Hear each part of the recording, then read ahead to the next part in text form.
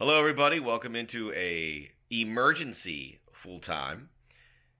I am recording this about an hour after the USA lost to Canada 2-0. I can't believe I'm even saying that. 34 years since they lost to Canada. I figured they'd lose to Canada at some point. And you know what? There's a lot of things I don't mind losing to Canada in. Some winter curling, hockey, music. Nickelback's a fine band, as are the Bare Naked Ladies. And Gordon Lightfoot. Soccer's not one of those things. Now, before we get into it, it's going to get pretty hairy on this program. And forgive me, I actually left the game an hour in and went to the gym. I took some kickboxing, got a good sweat on, hit the sauna, and then I came back and watched the last 30 minutes. And I picked up right. I knew what the result was, but I picked up just to more misery. So I've never had to really do that. I had to walk away from a game, but I did. Because this is, before I get too far into the weeds, let me say this is 2019. It's not a World Cup year or a year into a definitive World Cup qualifying. The team that played on this night in Toronto will not likely be the same team that will play the important games when World Cup qualifying does begin in 2020 and then some. By the way, World Cup qualifying certainly skewered in the direction of the United States and countries like Mexico and Costa Rica to allow them to get into that hex and qualify. So they have that assistance. So this was for a new tournament, the CONCACAF Nations League, which the United States could still win. They played Cuba a few days earlier, and I said on full time not to take too much face value of that because Cuba is really, really bad. Really bad. And the United States put a little lipstick on a pig. Well, they ran out of makeup here in BMO Field in Toronto. So the United States hit rock bottom in October 2017 in Cuba and Trinidad and Tobago when they didn't qualify for the World Cup. Everything was wrong with the U.S. team. Today, this isn't a new low point, but they're not moving up. They're still there on the bottom surface and have not grown in those 2 years. They haven't gotten up from hitting rock bottom. It was an interesting process from when they didn't qualify. And you know what? I don't want to be Mr.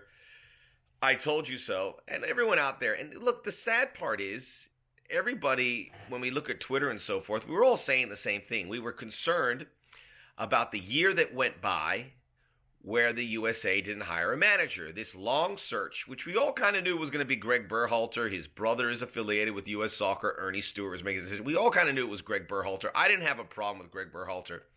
I don't have a huge problem with him. I don't think he may be the right guy.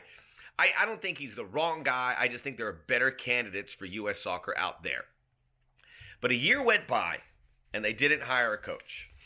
And now we're scrambling for an identity. We're scrambling to find a new system to play, which Greg Berhalter is putting in there. It's an attractive style of play. And as an American, you say, well, this is good that they are trying this. The problem is we don't have the players to pull it off. It's been abundantly clear. So maybe they have to be a little more practical and look at this differently and play it the old way the U.S. did it, with old grit and Band-Aids and a little sticky tape. An American spirit, which we are lacking in highly at this point. But I just want to recap the 2018 while we were looking for a manager and tell me that Greg Berhalter could not have used this schedule a year later. These were the teams that the U.S. played in 2018. Ireland, France, Brazil, Mexico, Colombia, Peru. All of those are World Cup teams except for the Irish, but the Irish certainly could be. England and Italy. Was Ireland a World Cup team? No, they were not. Think about how Greg Berhalter could have used that stretch to get his players and his ideas into it. Now we are stuck with the CONCACAF Nations League, which is probably the biggest issue dealing with the United States right now because, and Jurgen Klinsmann was a big advocate of this, that the U.S. had to play big teams from Europe and South America. Tata Martino just said this. He said this about Mexico, that they'll be banging themselves against the wall if they keep playing Bermuda and Trinidad and Tobago and Canada instead of France and England and Brazil and Peru and Colombia. And you won't get better. And the USA won't get better because it's that situation when you have that target in front of you and you can't achieve that target, and the target's on your back and the countries behind it are trying to hit that target. And all those countries are getting a shot now. And Canada hit that target square. So the CONCACAF Nations League is maybe the biggest detriment in this whole big picture. There's a lot of issues. The paid club soccer system, that's not helping things either. I would like to say this about Canada. This is really on the U.S. This is a nice Canadian team. They are not great. They have Alphonso Davies, who's the best player, but he is still in diapers. He's a teenager. They don't invest a lot of money in anything. This game, I don't think, was live in Canada in some spots. They had to find out later. It wasn't a big deal. It wasn't front page material. Soccer is not hockey. It's not basketball. Basketball is becoming a huge sport in Canada. Soccer, not so much. Coach Erdman is not a sexy coach by any means. This was an easy hire for them that they could get on the cheap. Nice coach. Not a guy that if Canada really was serious about becoming a World Cup team, they would go out and hire a big name coach like a Tata Martino or something, but they never win the discussion. So this isn't really a great Canadian team, but they took it to the U.S. They won 2-0. Could have been 3, could have been 4, could have been 5. I don't know if the U.S. were ever close to scoring. So what went wrong for the U.S.? This is not the buccaneering team we saw in the 2002 World Cup, 2010, 2014. And talent is not where we think it should be. But my issue is the effort, the intensity. The 50-50 balls, Canada won most of them. The doing things at pace, the United States didn't do that. Winning the ball back efficiently, they didn't do that. They did a lot of ball watching. Ball watching, kids, is the worst thing you can do on the defensive end of soccer. You will be scored upon. I saw that. And I really just didn't see the passion, the piss and vinegar that the United States could have shown. They did not have that. And now you're left with a real mess. You're left with this U.S. team can be a lot better. But how much better? Tyler Adams, John Brooks, Josie Altidore.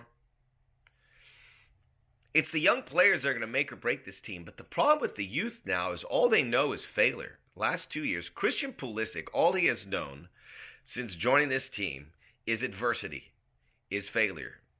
Not because this is not on him. He's the face of it because he's our most talented player. But since he came around, they failed to make the World Cup, and everything since, didn't have a coach, has been hard. Do you think he's going to be rushed to represent the U.S.? He didn't play great. They said he had the flu, but even then, that was pretty appalling. DeAndre Yedlin, by the way, I don't know if I want to see him at right back again. I'm a Reggie Cannon guy, and DeAndre Yedlin, for a guy who plays in the Premier League, I wonder what is going on. But all that is gone. Leadership's a huge issue. And I talked about the coaching and the style of play. And you need guys who are able to execute that. But a lot of these players now are very damaged with the way. But Greg Berhalter wants to play this appealing style, and I don't think they can do it. So you have so many problems here at place, including the CONCACAF Nations League, which I talked to you about. So the USA will play Canada again in November, and then Cuba. Then we can get into World Cup qualifying. But I don't want to just heap on it. It was on Twitter. It was nasty. It was nasty to see what was being said. People have lost hope. People were using words never used before. But the United States, is there going to be a panic? No. Is Greg Berhalter going to lose his job? Absolutely not. Do I want him to lose his job? No. But I think they really mucked this up. They made a mess of it. And now the United States has to answer it. Ernie Stewart, Jay Berhalter, Greg Berhalter. Grant Wall made an interesting tweet saying that, Ernie Stewart's going to look at all this, and the man who's going to make the decision is Greg Berhalter's brother. That's neither here nor there, although we know where it is. But this is really bad. The biggest part, and I've said this before, is the malaise that will hit the U.S. People don't care. I went to the gym. They don't care. USA doesn't resonate. The U.S. women have inherited this place, and rightfully so. No one cares about the U.S. men's team. They don't. And there's no sign that's going to get better. This is going to get worse. This is bad for me. Hey, will I be able to still... Do you guys even want to talk soccer? Can I have this forum? Do you guys even want to... Do I just start talking about the Premier League all the time? I love the U.S. men's national team. I'll stay here, but all feels very lost.